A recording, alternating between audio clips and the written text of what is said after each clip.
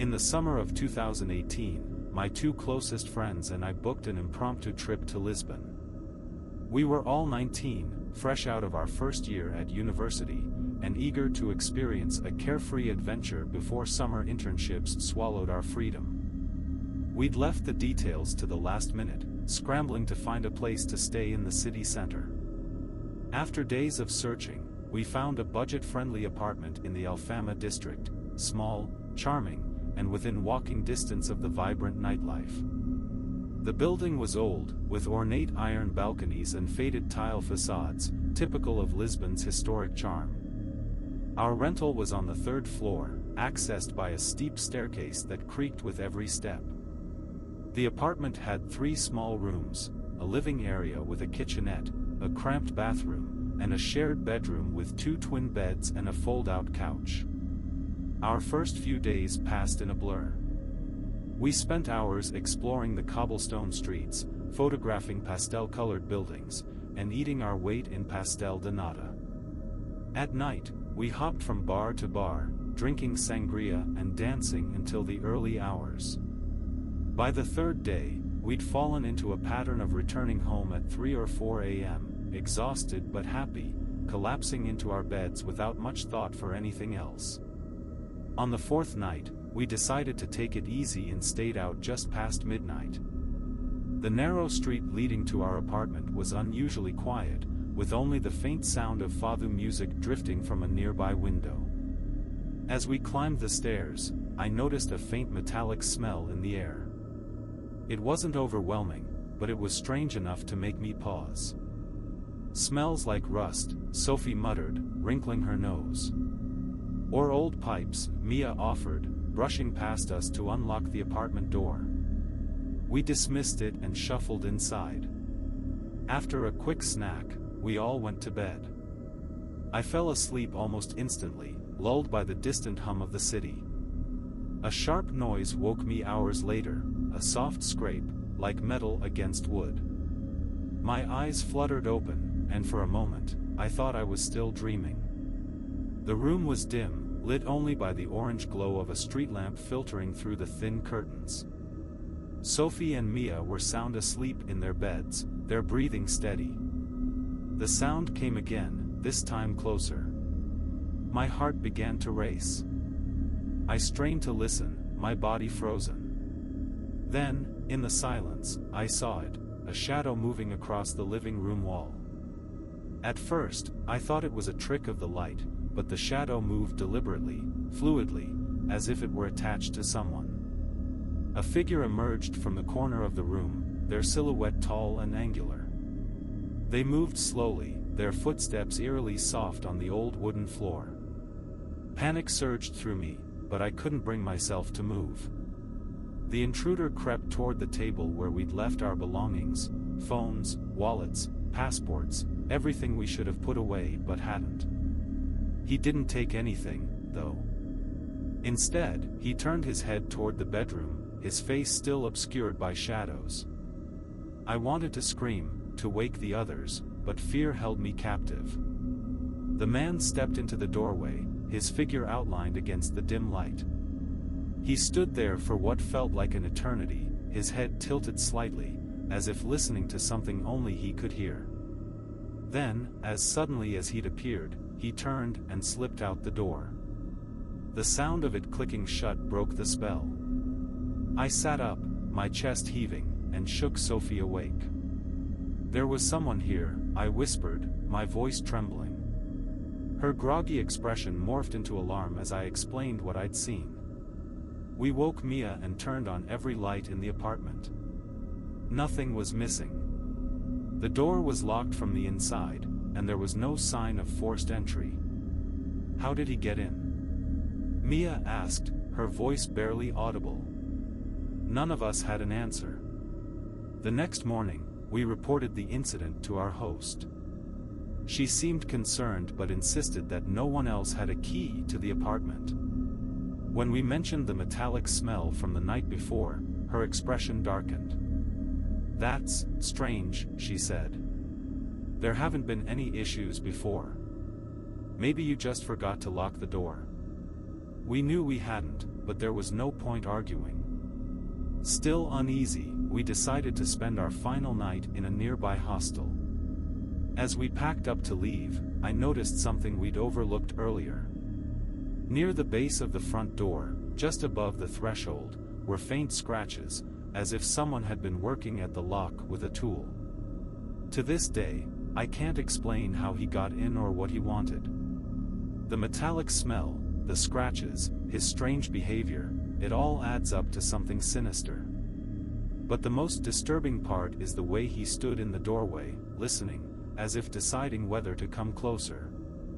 I still wonder what would have happened if I hadn't woken up. My name is Mia, though my friends usually call me Mimi.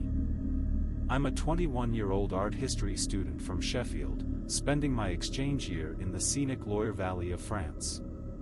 While most of my peers are drawn to the bustling nightlife and crowded social scenes, I prefer quiet moments spent sketching in hidden cafes or wandering the cobblestone streets with my camera. Life here has been peaceful, until recently. Last month, my boyfriend Jack flew in from the UK to visit me.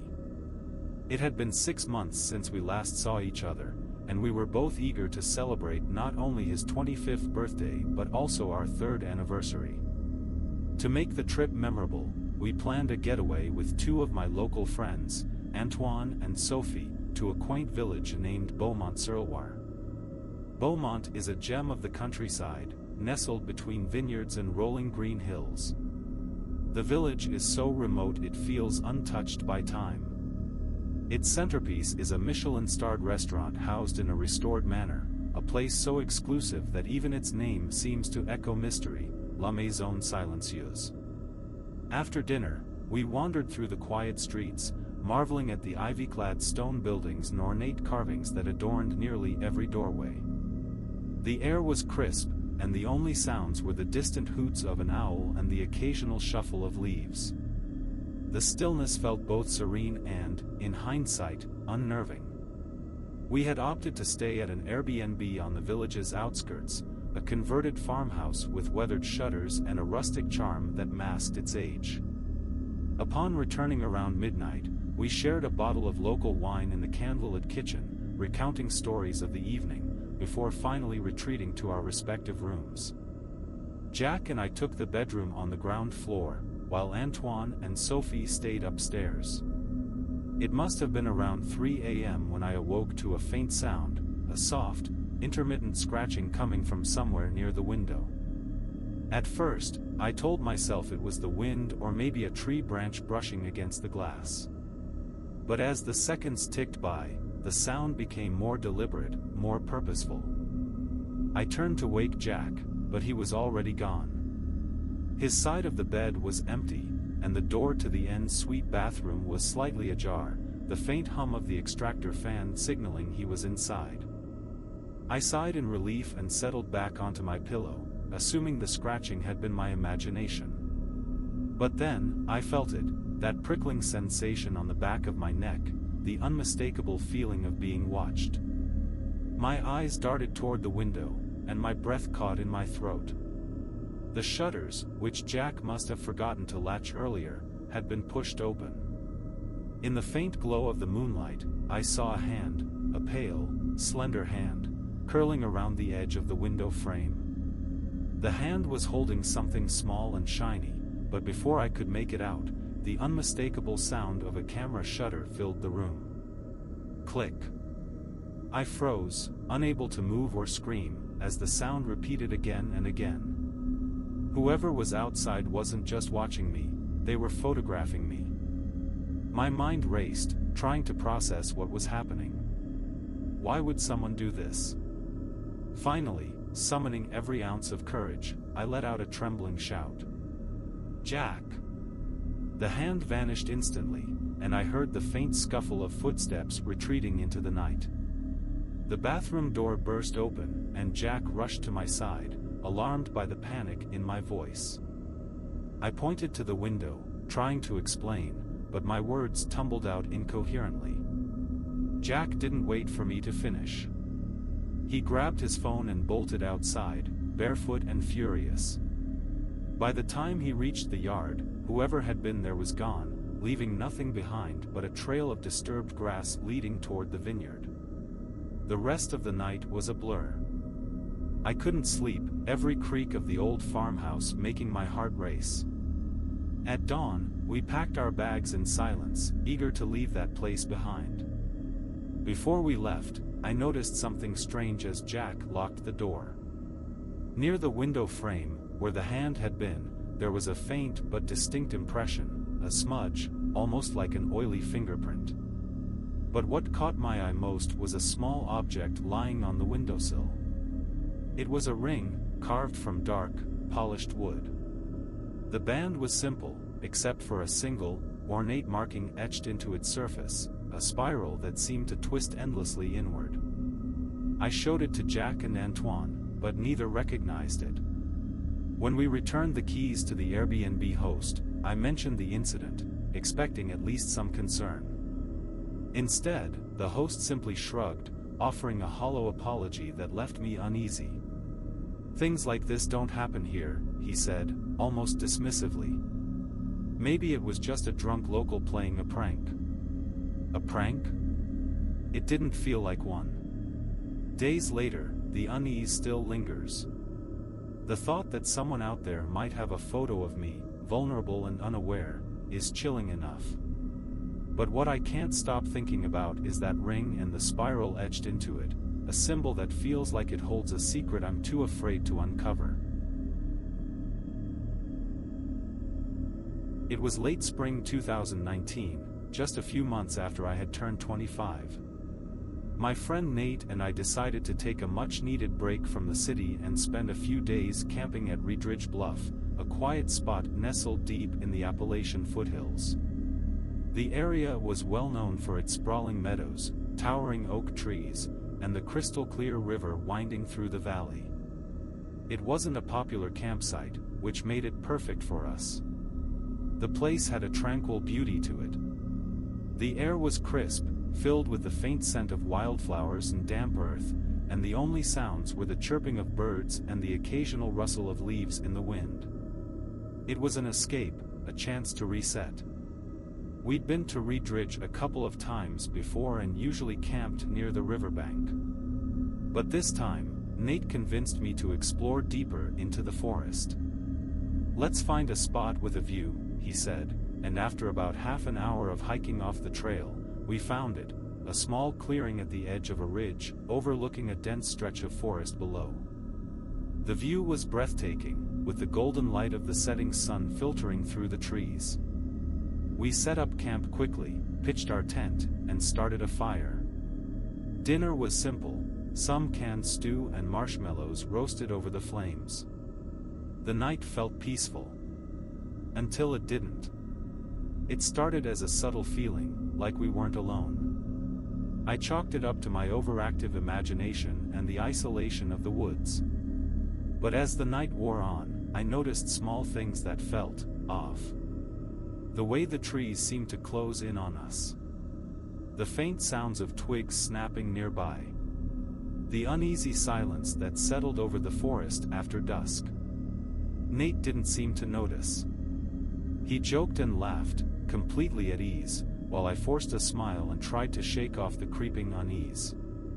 Around 11 p.m., we decided to call it a night. Nate climbed into his sleeping bag inside the tent while I stayed outside for a few minutes, staring up at the sky. The stars were brilliant, but I couldn't enjoy them. My eyes kept drifting to the shadows at the edge of the clearing. Finally, I zipped up the tent and lay down, trying to sleep. Nate was already snoring softly beside me. Then I heard it. It was faint at first, a slow, deliberate crunch of footsteps in the underbrush. I held my breath, listening as the sound grew louder, closer. Whoever, or whatever, it was, they were moving toward the tent. "Nate," I whispered, shaking his shoulder. He stirred but didn't wake up. The footsteps stopped just outside. I lay there, frozen, my heart pounding so hard I was sure it would wake Nate. I reached for the flashlight beside my sleeping bag, my fingers trembling. Then, slowly, I turned it on. The beam of light cut through the darkness, illuminating the tent's thin fabric. And there it was, a shadow, tall and motionless, standing just a few feet away. I couldn't see any details, just the outline of a figure.